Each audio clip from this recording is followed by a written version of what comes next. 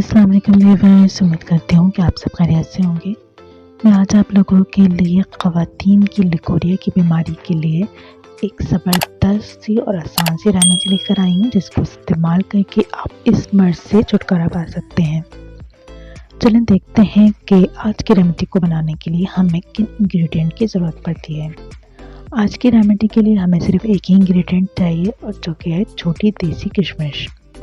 आपने छोटी देसी किशमिश लेना है, उसके 21 दाने लेना है और रोज़ाना सुबह नहार मुँह इसको यानी नाश्ते से पहले खाली पेट आपने खा लेना है 21 दाने छोटी देसी किशमिश के। ये अमल आपने 41 दिन तक करना है बगैर नागे के।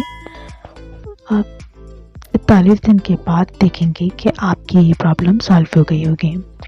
उम्मीद करती हूँ कि मेरी बाकी रेमेडीज़ की तरह ये रेमेडी भी आप लोगों को पसंद आई होगी।